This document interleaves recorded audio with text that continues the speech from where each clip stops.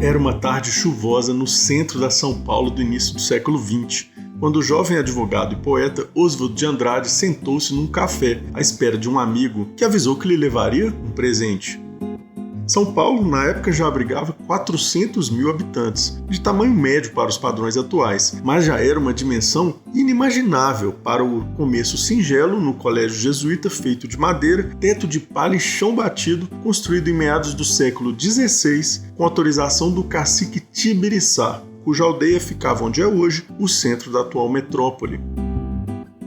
O homem com quem Oswald de Andrade se encontrou era Paulo Prado, um cinquentão ricaço, magnata do café. O pai de Paulo, Eduardo Prado, havia comprado um livro, no original em alemão, e mandou que fosse traduzido. O livro era o presente para Oswald de Andrade. É claro, não era qualquer livro. Era um dos primeiros, se não o primeiro livro já escrito sobre o Brasil. Quando Oswald o apanhou, ele mesmo não saberia, mas acabava de ser desencadeada uma sequência de eventos sísmicos, um redemoinho que transformaria a nossa identidade nacional e praticamente definiria o que é a cultura brasileira até hoje. Lançado na Alemanha em 1557, ou seja, há quase meio milênio, numa época em que a impressão era invenção recente, o livro fora escrito por Hans Staden, um arcabuzeiro alemão a serviço dos portugueses que lutou contra e a favor dos tupinambás, os indígenas que viviam na então selvagem região do Rio de Janeiro. Hans Staden conviveu com aquele povo e, antes de ser comido por eles, conseguiu fugir para depois contar o seu relato. O nome do livro era A Verdadeira História dos Selvagens Nus e Ferozes Devoradores de Homens, que hoje ganhou um nome, com perdão do trocadilho, mais palatável: Duas Viagens ao Brasil. Eu imagino a motivação para mudar o título do livro, mas eu prefiro o original. Duas Viagens ao Brasil? Ora, Hans Staden não fez duas viagens, mas expedições militares. E não foi ao Brasil, se na época nem existia Brasil. Em 1550, onde hoje vemos cidades, ainda havia basicamente aldeias, uma vasta sequência delas em todo o continente. Veja, A Verdadeira História dos Selvagens Nus e Ferozes Devoradores de Homens é um título meio sensacionalista mesmo, que choca. Mas, na real, descreve bem o que Hans Staden teria visto. Os tupinambás eram mesmo nus, eram ferozes e devoravam seus inimigos. Os nativos da atual região sudeste acreditavam que, comendo um guerreiro corajoso, pegariam um pouco da sua coragem. Com um tema assim, o livro, logo após o lançamento no século XVI, virou um tremendo best-seller. Aliás, um dos primeiros da história, traduzido para dúzias de línguas. Uma sensação. Mas não foi traduzido para o português. Passou séculos rodando pela Europa sem conhecimento de basicamente ninguém do lado de cá do Atlântico. A coroa portuguesa, por sinal, proibia imprimir livros aqui e quase ninguém sabia ler. Um dos pontos altos do relato de Hans Staden, como o título sugere, é a descrição minuciosa do hoje chamado ritual antropofágico. Um nome meio pomposo, com ar intelectual. Olha, do grego, antropo, gente, e fago, que come. Em bom português, ritual de comer gente. Como tudo no mundo dos nativos era sagrado e ritualizado, para eles nem se chamaria ritual. Provavelmente fosse apenas o dia de comer gente ou a festa de comer gente. Feitos todos os preparativos, que levavam dias, tudo pré-determinado, eles desmembravam e limpavam o corpo, faziam a carne num moquém, que era uma grelha de madeira, sendo que os miúdos iam para o caldeirão, para o mingau. Talvez você sinta repulso ao imaginar isso, e foi bem o que Hans Staden sentiu, fazendo no livro dele uma narrativa carregada de julgamentos e moral cristã, como era comum na época. Ele descreve os nativos brasileiros como bárbaros, maldosos, um pouco a tônica da visão europeia sobre o Brasil, em certa medida, até hoje. Mas não foi esse o efeito que a história causaria em Oswald de Andrade, que, depois de ouvir do amigo, despediu-se dele e tratou de reler o livro. A mesma coisa com a esposa de Oswald, Tarsila do Amaral, para quem ele mostrou, em seguida, e também com os outros modernistas, incluindo nomes como Manuel Bandeira e Heitor Villa-Lobos, que logo também foram apresentados ao livro. A ideia de nativos brasileiros comendo pessoas para adquirir a sua força soava como uma metáfora perfeita para o que eles queriam em termos culturais. Se, ao invés de rejeitar o que vem de fora, nós absorvêssemos e transformássemos e recriássemos com a nossa essência brasileira. Com essa inspiração, aquela geração de artistas fez a Semana de Arte Moderna de 1922, justamente com o tema Antropofagia. Tarsila do Amaral pintou talvez a obra mais famosa daquela turma, talvez de todos os tempos no Brasil, o quadro Abapuru, que significa o comedor de gente. Essa visão de digerir o que vem de fora determinou a cultura brasileira desde então. O modernismo, a tropicália, a adaptação de receitas culinárias de fora com ingredientes locais, o forró, a literatura de cordel, as marchinhas de carnaval, a MPB, o cinema novo e por aí vai. Pensa um pouco. Quantas vezes você devorou ideias ou livros e quando sorveu devagar um conhecimento para aproveitar o sabor? A antropofagia faz parte da nossa identidade, inclusive em metáforas como essas que associam adquirir conhecimento com verbos ligados à alimentação. A descoberta dos tupinambás é poderosa, causou fascínio na Europa do século XVI com o lançamento do livro de Hans Staden e voltou a fascinar no começo do século XX com a sua tradução para o português. E não vai deixar de fascinar jamais. Daqui a 10 mil anos, se restarem humanos, ainda estarão fascinados. Aquele povo, num mundo separado do restante da humanidade por mais de 10 mil anos, foi observado em estado bruto.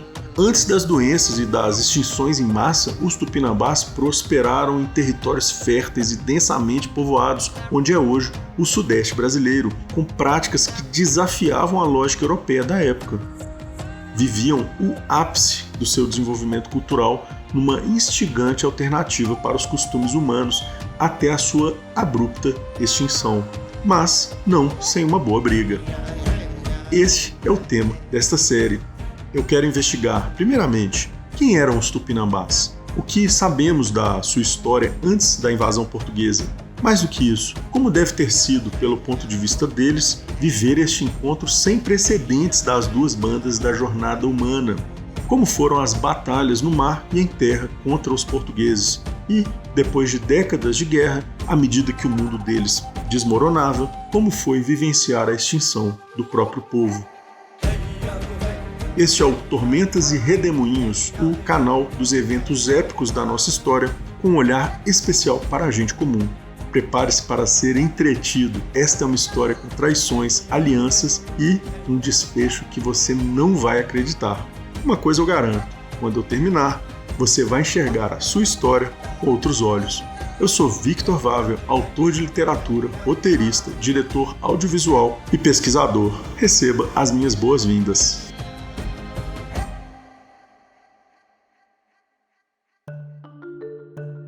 O continente americano nem sempre foi separado do resto do mundo. Com a deriva das placas tectônicas, as Américas vêm se afastando da Europa e da África nas últimas centenas de milhões de anos, determinando características como a Cordilheira dos Andes, que cresce com a colisão da placa sul-americana com a do Pacífico, enquanto o Oceano Atlântico se expande. No extremo norte, as Américas já quase tocam o outro lado do supercontinente, onde é a Rússia. Com isso, temos o nosso palco principal. Mas, na maior parte do tempo, não havia nas Américas um dos nossos representantes humanos para servir de protagonista. Nós, os humanos, surgimos na África. O quando e o onde, exatos, são temas de debate. Temos crânios datados em 300 mil anos no Marrocos, outros em 260 mil anos na África do Sul. Assim, talvez não haja um berço específico, mas múltiplos pelo continente, até porque, como muitos outros animais, somos nômades por natureza.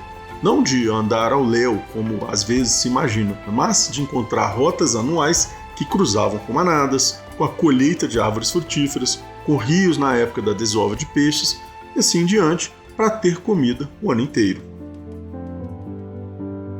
Esse comportamento migratório é presente em diversos animais, incluindo boa parte dos outros mamíferos. Veja, animais que vivem num único bioma são propensos à extinção caso algo aconteça ali. Só que o nosso berço, o continente africano, possui regiões particularmente propensas a mudanças drásticas. O deserto do Saara, por exemplo, é famoso por alternar a sua forma atual, desértica, para uma savana verdejante e úmida a cada 20 mil anos, devido a variações na órbita do planeta. Assim, os animais que deram origem ao Homo sapiens precisaram repetidas vezes encontrar novas rotas, gerando pressão evolutiva por uma ferramenta capaz de adaptação imediata, a cognição. A cada mudança climática sobreviveram os grupos mais sagazes que acharam novas rotas. Para quem vive hoje com endereço fixo, pode soar curioso que o nomadismo seja uma das nossas características mais marcantes, mas é exatamente isso. Somos especialistas em encontrar novos caminhos, algo que fazemos até hoje em situações de crise ou oportunidade. Forjados num ambiente desafiador africano, passamos a conseguir sobreviver em basicamente qualquer lugar, possivelmente algum dia em qualquer lugar do universo. Nessas migrações, algumas espécies nossas ancestrais, Homo alguma coisa, saíram da África ao longo do tempo, encontrando rotas na Europa e na Ásia. No entanto, fora da África, que pressionava a evolução numa direção, aquelas populações tiveram um crescimento cerebral desacelerado, de modo que foi há 60 mil anos que uma última leva de humanos partiu da África, nós, os Homo sapiens modernos. Desta vez, quando saímos, foi para dominar o mundo, e foi rápido o suficiente para não surgir uma nova espécie na África para nos suplantar. Por onde passamos, todas as outras espécies humanas, assim como boa parte dos mamíferos, foram extintos. A nossa dispersão não foi proposital. Imagine você, em algum momento chegou ou vai chegar a hora de sair da casa dos seus pais, exceto se houver alguma situação específica. Isso é meio que universal. E, às vezes, não basta construir outra morada ali perto. A pessoa quer ir para o outro lado do vale ou para depois daquela montanha, tomar distância. Assim, através das gerações, fomos em todas as direções. Juntos, os nossos guardiões, os cães, que, com a nossa assistência, também sobrevivem em qualquer lugar. Mais tarde, juntaram-se a nós também os cavalos, completando o trio de animais que basicamente submeteu o resto da natureza. Em alguns momentos, os humanos chegavam ao mar, uma barreira complicada na pré-história. Só que, é claro, não somos bichos de desistir fácil. Em algumas bandas, usamos jangadas, viramos navegadores dignos das lendas, com pouquíssima tecnologia singrando o Oceano Pacífico, colonizando ilhas distantes até a Ilha de Páscoa, já próxima do lado de cá do mundo.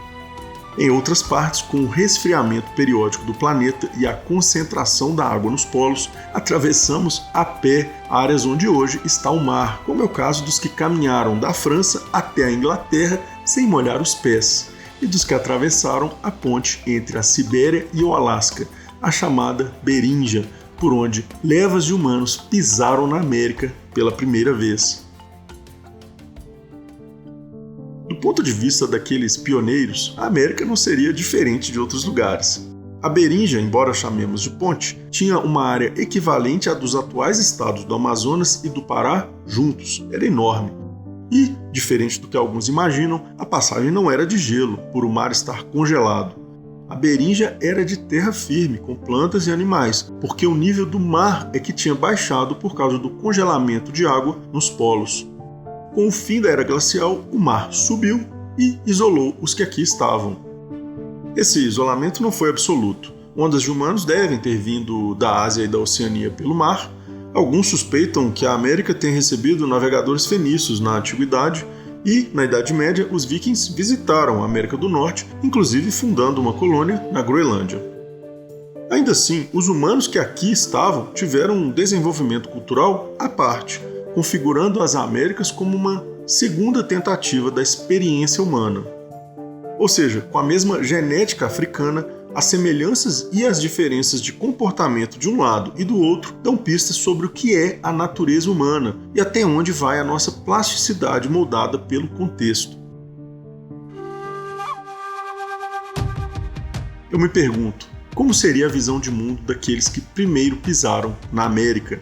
Aquela gente não teria sido pioneira só na América, e eles vinham migrando por dezenas de milhares de anos e certamente tinham percebido que, se você andar para leste, vai achar um espaço sem mais pessoas. Mas, se você for para oeste, o rumo de volta à África, encontrará as terras ocupadas pelos ancestrais.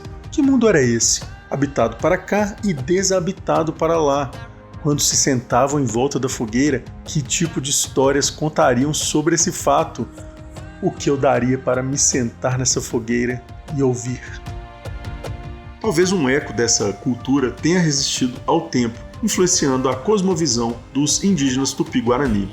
Em 1902, o etnólogo alemão Kurt Unckel fez contato com os Apapocuva-Guarani, no estado de São Paulo. Ele foi adotado pela comunidade, recebendo o nome Nimuendaju, aquele que faz sua própria morada. Kurt escreveu uma monografia que revolucionou a etnografia brasileira, detalhando a cosmologia e as práticas daquele povo. Um dos aspectos cruciais descritos era o costume de migrar periodicamente, acreditando que algum dia encontrariam a Terra Sem Mal. A Terra Sem Mal seria onde a flecha caçaria sozinha, as plantações cresceriam sem trabalho, onde as pessoas encontrariam seus antepassados e dançariam em volta da fogueira o quanto quisessem. Humanos são o que são. Além de adaptar as nossas práticas ao mundo para sobreviver, criamos histórias para dar sentido a essas práticas.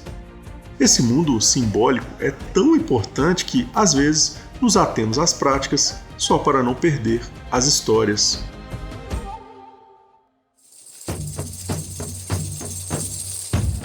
Uma vez nas Américas, os humanos fizeram como sempre. Como seria de se esperar, a maior parte dos mamíferos de grande porte foi extinta. Mamutes, mastodontes, preguiças gigantes, toxodontes, leões marinhos, tigres dente de sabre, animais poderosos, sem dúvida, mas presas fáceis para nós. E aqui vai um adendo. Este fato de os humanos pré-históricos caçarem esses grandes animais pode parecer corriqueiro. Talvez você já tenha ouvido isso tantas vezes que nunca parou para pensar na situação. Mas imagine você precisando alimentar a sua família sem arma de fogo e sem metal, pensando em matar um mamute. E aí, como você faz? Pense um pouco. Qual a sua melhor ideia para ir até uma manada de mamutes e matar um deles? Certamente só seria possível com um grupo considerável de pessoas e uma organização muito bem bolada. Situações registradas repetidas vezes nas pinturas rupestres que, em boa parte, eu interpreto como uma espécie de PowerPoint da época, ou seja, imagens que auxiliavam a explicação de um tutor. Da mesma forma, imagine você preparando uma viagem de jangada pelo Pacífico, levando água doce, galinhas, cachorros, parentes, para atravessar milhares de quilômetros e chegar a uma ilha específica sem metais ou bússola. Topa! Por que eu estou falando isso? Olha, as pessoas hoje costumam confundir o período histórico de um humano com a sua sapiência. Acham que as pessoas de tempos passados, por viverem sem celular ou facas de ferro, ou por não conhecerem, por alto, algumas leis da física, eram broncas, tapadas, uga-uga, sabe? A verdade não poderia estar mais longe disso. Imagine a sagacidade das viagens no mar, das migrações e do abate de animais ferozes e imensos, além, é claro, dos grandes monumentos que os povos pré-históricos deixaram para desfazer de uma vez por todas essa ideia maluca de que eles eram pouco inteligentes. Alguns preferem acreditar em ET vindo do outro lado da galáxia para construir um círculo de pedras do que na sagacidade dos nossos ancestrais que lá viviam. Então, o tempo todo, enquanto eu falo dos nossos ancestrais americanos, tenha em mente que eram pessoas sagazes. Olha, talvez até mais que a média dos seus conhecidos hoje, viu? Que fazem trabalhos repetitivos e alienantes, sem desenvolver o seu potencial. Além de um desempenho físico que faria os nossos melhores atletas ficarem tímidos. Uma vez na América, os humanos, como sempre, seguiram a migrar. Mas, desta vez, ao encontrar os limites dos oceanos que banham o nosso continente, não havia mais lugar novo para desbravar. Talvez alguns, em dia de mar calmo, tenham usado jangadas para se afastar do continente, mas sem avistar sinal de terra para lá, voltou. Então, encontrado o limite no mar, eles voltavam a migrar continente adentro, circulando através das gerações. Esta interpretação é a mais plausível a partir dos indícios arqueológicos, linguísticos e genéticos, que apontam para uma diversidade de rotas e variados períodos de migração pelo continente. Aos poucos, os humanos foram se dividindo em grandes entroncamentos linguísticos, que também determinam uma maior similaridade cultural. No Brasil, por exemplo, temos o Tupi, o Guarani e, nas áreas de encontro, as línguas Tupi-Guarani. É importante dizer que Tupi ou Guarani não eram línguas, eram entroncamentos de línguas. É como o francês e português que vêm do latim. Na prática, de um certo ponto do continente, quanto mais longe você andasse, menos entenderia o que era falado, com uma certa gradação entre as línguas de mesma origem, exceto por fronteiras linguísticas mais claras de um povo que migrou de longe. Com tantas migrações, os povos foram identificando, claro, lugares mais aprazíveis que outros, principalmente perto de rios e da praia, gerando conflitos para ver quem teria essas áreas. Temos muitos e muitos registros de guerras na América pré-colombiana, inclusive para a conquista imperial, notadamente dos maias, dos astecas e dos incas, que foram algumas das civilizações mais desenvolvidas dos seus tempos. Outro exemplo é o das chamadas Guerras do Caju no Nordeste brasileiro, em que, ano a ano, os nativos costumavam guerrear para definir quem estaria na região de cajueiros na época da colheita. Depois de milênios, alguns povos encontraram lugares com comida o ano todo, reduzindo ou interrompendo a sua migração. Na prática, ao invés de o jovem saindo da morada dos pais ir para a próxima montanha, ele preferia fazer um esforço de convivência e apenas ir morar no outro lado da praça central da aldeia. É de se imaginar que, por mais cabeça quente que o jovem fosse, se ali havia comida e segurança, ia pensar 2 vezes antes de partir. E a esposa grávida iria querer se arriscar ainda menos. Então, aos poucos, as histórias ali começam a falar das árvores e dos morros daquele lugar, a atribuir espíritos e deuses aos acidentes geográficos e às estações, e a contar sobre os animais no entorno, sobre os antepassados que haviam vivido ali mesmo, gerando uma cosmovisão de amor à terra cada vez mais diferente daqueles antepassados que estiveram sempre em movimento. Esse foi o caso dos Tupinambás, os protagonistas desta série, que, embora continuassem a contar histórias sobre a Terra Sem Mal, resquício de um passado nômade, floresceram no Brasil pré-colonial, dominando boa parte do litoral sudeste, uma das regiões mais férteis do continente. E também foi o caso dos seus inimigos mortais, os tupiniquins, que viviam onde é hoje a cidade de São Paulo e entorno. Os Tupinambás e os Tupiniquins, ao dominar regiões estratégicas, viraram polos de poder que se enfrentaram através das gerações.